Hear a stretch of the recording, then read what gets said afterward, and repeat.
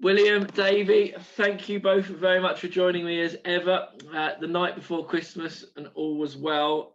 People don't want presents, they want winners. There's plenty of action over the festive period, and we'll get straight into it and try and find some winners. Before we do, though, Davy, hats off to you. You did put up Chatham Street lad who won the big race last time we were on.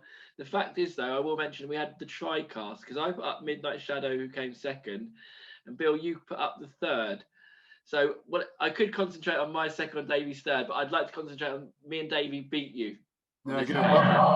Welcome to the party, lads. Welcome to the party.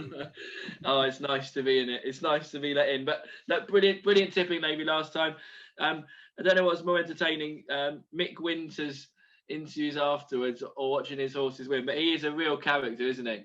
Yeah, he's a great man. He's a brother-in-law of Adrian Maguire's. He's a real stalwart to the National Hunt community, and he's well able to train a flat horse as well, as we all remember. Was United won in Royal Ascot, so he's a very talented individual. Yeah. No, I'm most taken with him. My wife can't stop watching his interviews on YouTube. But let's get straight into Kempton on Boxing Day, or St Stephen's Day, as you guys call it. The 150 is the Corto Star Novice Chase. Down the card, we bet Shan Blue 7-4 at Star Sports. The Big Breakaway 5-2. If the Cap fits 7-2, and Rio 6-1, 12-1 bar.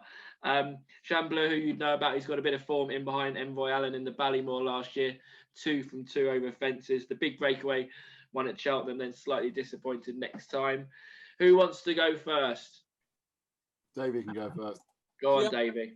Shan Blue, you know, his son is Shantu, has had a marvellous weekend last weekend. So, you know, all being told, conditions and everything that we're going to be looking at for St Stephen's Day are going to be, you know, tough. I think there's a lot of rain around, so on both sides of the water. So I think Shan Blue is a worthy favourite. I think he's a very good horse, but at the same time, I'd like to go for a bit of value. And okay, maybe he may not beat the winner, but Kaluki, and Kaluki also has a half brother running in a Grade 1 in Ireland at the weekend as well, which we'll touch on later on. So for me, just at the prices, Richard Johnson, Philip Hobbs, the horse from good order, I just thought Kaluki could give Shan Blue most to do. From 114 to 1 shot in Chatham Street lad, straight into another 14 to 1 chance with Kaluki. Bill, what can you give me? Well, I'm just a big fan of the favourite. I'm so impressed by the way Shan Blue jumps, and I love the Big Breakaway as a horse, but whether 3 miles around Kempton we're going to see the best of him. Tizzards are kind of emerging from a cloud still, so there's a few that are still running below par. So I agree with Davey. I think Kaluki can run well, but for me, Shan Blue just looks so good at his fences and so natural, and he would be the one for me. Okay, it's 1 Shan Blue, 1 Kaluki. I will put up Fix the Cap, if the Cap fits. So I thought that form in the Stayers last year was pretty standout, and at 7-2, I thought he was slightly overpriced. Right, if we kick off after that, the 225, we will get into the Christmas hurdle. We'll get a show of betting. No surprises. Big odds on favourite. Epatante, she's 2-7. Silver Streak 9-2. 11 Ballyandy. 14 Floressa. 33-1 Diego de Charmille. Let's talk about Silver Streak briefly, who is a horse that's got an enormous amount of ability, but has won 7 of his 24 starts over hurdles. He just seems to be a bit unlucky, don't you think? Like the things that seem to happen to that horse, the way it got carried out up in the fighting fifth. Then last time at Cheltenham, they had the last doled off that didn't help him. I mean, some people in life are lucky, some people are unlucky. And he just seems one of those horses for me. He doesn't really seem to get the rub of the green. Do you think he's got a chance of turning over Epatante here, Bill? I do. I think it's going to be very hard. You know, the hardest thing about this race is the £7 that the mares get, and the good mares getting £7 is a joke. You'd fancy Epatante to maybe give them £7 and maybe beat them, and she's getting £7 from them, which makes life really tough. You've got last year's 1, 2, 3 back again: Epatante, Silver Streak, and Ballyandy. I mean, it wouldn't surprise me if they finished in that order again. Is there any value? Potentially, the value could be Silver Streak each way, 11-2, 6-1 each way. to try and shake the favourite up if for any reason she underperformed. But if she stays on her feet and she's in the same form she's at Newcastle, she'll win. And if Silver Streak stays out of trouble, he'll finish second. It's pretty boring, but I think they'll probably finish in that order. Davey, I assume you agree. Yeah, I won't delay it any longer. It's my thoughts exactly. I'm a huge fan of Silver Streak, and I'm an even bigger fan of Apatante. I think she's a hell of a filly. So I'm sticking with that. I mean, just the only thing I'd add to it quickly is that the ground they're saying at Kempton is going to be good to soft. They've got 2 dry days ahead, and the dry ground will actually help Silver Streak. He's a proper good ground horse, but whether it'll help him enough to get, he might get within 2 lengths rather than 5 lengths like last year. But I still think Epatante will probably have too much. 7 to 4-ish for the champion hurdle, Bill. Rushing out for that? No, funny enough, I wouldn't be rushing out for that. I'd be more interested in Silver Streak at 25. So I think that's a good price. That's what I was leading you into. Yeah, I'd definitely be more interested. But she looks really special, Epatante, and she'll get the £7 again at Cheltenham. So all roads for her lead there. Let's move on then, because the main event on the day of the Christmas period is the King George. We'll get a little show of betting before we kick off. We've got Clan des Obeaux, dual winner, looking to win it a 3rd year in a row, is 2-1. Surname 9-4. Santini, who supplemented 9-2. Lost in Translation 7. 14 Real Steel. 16 St Calvados. 18 Waiting Patiently. 22 Frodon. It's good fun when you do these and you do a little bit of homework before and you look back through the years, and you've got horses that have won this race twice so many times. You've got Long Run, Kicking King, Seymour Business, One Man, The Fellow, Pendle, Silverbuck, and then you've got Desi, who won it 4 times, and Corso won it 5. And it got me thinking that those 2 horses are probably my favourite horse as a child, and then my favourite horse as an adult. So the question to you both was, what was your favourite horse as a child? What was the horse that got you into racing? And then what was your favourite horse as an adult? I'm not an adult yet, so I'm still a child. I would go, I love that. I wasn't really a child, but I was growing up. I love the Fellow, the French horse. The Fellow was a horse that I loved. I wasn't a child, but it was the horse that probably I love the most. And of recent years, we're lucky enough to have lived through the likes of Corto and Denman. They're incredible horses, and actually, sometimes when you live through an era, when you look back, you don't realise how lucky you were to have lived through that era. And I think sometimes when I have the TV on the background and they say Corto Star winning a 5th King George, you think, wow, that's an unbelievable achievement. Relentless, remorseless. The answer is Denman. I mean, going to a race course and having people that aren't into racing fighting over which scarf they want to wear, because it's been that transcended our sport, didn't it, Corto and Denman? And you're right, living through that, we didn't realise how amazing it was. Go on, Davey. Favourite horse as a child? I'd have to say Dawn Run. I was very, very young. I was kind of 6 or 7, but the mare's getting up. Yeah. There's a video of Mrs. Hill hitting some poor child down the head as the mare was coming up the hill, and it was just growing up in Ireland.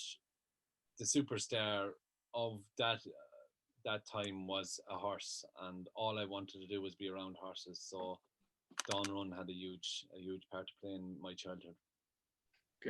Good fun Christmas stories. Thank you for sharing, both of you. Now, more importantly, give me the winner of the King George. Bill, the favourite looked pretty short enough at 2-1 for me. Were you surprised? Surname seems to go our favourite for everything he does. The rating of sort of £4 or £5 even higher than Clan des Obeaux. Do you think they've got the betting the right way around at the top of the market? The market looks like it's Clan des Obeaux heading towards favouritism, and I see one firm's gone 11-4 Surname as we speak. For me, it comes down to preparation. And this time last year, you had the 2 horses going into their duel, one on the back of the perfect preparation, which was Clan des Obeaux, and one on the back of a bad preparation, which was Surname, who came on the back of his slogfest with Altior, which obviously cost him most of his season. This time around, it's a real role reversal, because Clan des Obeaux is the one who had the slog round Haydock and a slight niggle and a slight injury. And Surname's the horse that had the lovely pipe opener at the end of October. around Wetherby over 3 miles, and he's had the better preparation. And for me, I think it's a coin toss between the two, and I would go down the route of Surname because I think he's had the better preparation. I think he's proven himself to be a top class horse, and for me, I think he should be favourite, and I think he's the most likely winner. And of the rags, which is a bit unfair, but the 16s, 14s, Real Steel, St Calvados, Waiting Patiently, Frodon. If I had to push you down one small each way bet at a price, well, which would it be? It wouldn't be Santini. I think they're running because they want to get a run into him, and I don't think it's the right race for. Yeah. I don't think Kempton 3 miles is the best for him. Lost in Translation was dreadful in the race last year, and he was miles behind Clan de Zobo at Haydock. Wouldn't be him either. Real Steel's got to prove himself over 3 miles. St Calvados, the Harry Whittington team's under a bit of a cloud. I wouldn't want. Waiting Patiently are probably the one. Don't forget he went off 4-1 for this race a couple of years ago, and he ran a cracker when we last saw him in action in the Tingle Creek, and never got a chance to prove whether he does or doesn't stay 3 miles. I thought if one could run on and actually upset them, it could be Waiting Patiently if I had to go in each way. Him or Frodon, but I'd go him as the each way, but I'd definitely be in the Surname camp. That is without doubt my bet in the race, Waiting Patiently, 18-1. Davy, the winner for me, please, and then a sneaky one at a price each way. I just can't. I find it hard to grab onto Surname. I don't know what it is about him. I can't say. It's just hard to just grab him and say that he's going to win the next 3 King Georges. I think he's got his work cut out to beat Clan de Zobo, and I just every time I think of a horse at a big price, Bill just jumps in there and robs it off me. But I've gone back down through Waiting Patiently. He's a winner over 2.5 miles around Kempton. He's a couple of years older. Okay, he's 17 lengths behind Surname in Ascot. He's got a lot of ground to make up. But I still think really, really fresh and first run back actually suits him. So I think Waiting Patiently could run even better than a place. I think he could get really involved in the race. I can't remember the last time the 3 of us all agreed on an 18-1 shot. I don't know if that's encouraging or highly disturbing, but let's hope it's the former, and I look forward to watching it thoroughly now. That's the King George wrapped up. Davy, if we can just wrap up and quickly touch on Leopardstown on Boxing Day. It's a couple of very good races, a grade 2 early in the card. In the 215, the grade 1, Felix Auger heads to the market, 6-4 favourite, 3-1 Black Bow. Then you've got Darva Star as well. I remember a couple of years ago when Felix Auger went at Cheltenham, you always said that he'd be a horse to watch who'll come on for a fence. He started well over fences. In good form at home. Excited to watch him Boxing Day? Yeah, he's in great form. Gordon worked in an awful lot of horses this morning, so they all seem to be in good health. The only worry I have in this race is Ben Rubin likes to be forward. Black Bow likes to be forward. Obviously, Felix Auger likes to lead, doesn't have to lead. But I think there's going to be quite a bit of pace in the race, and a really, really classy horse in Darva Star is 7-2. I just think there seems to be a lot of value in that price, and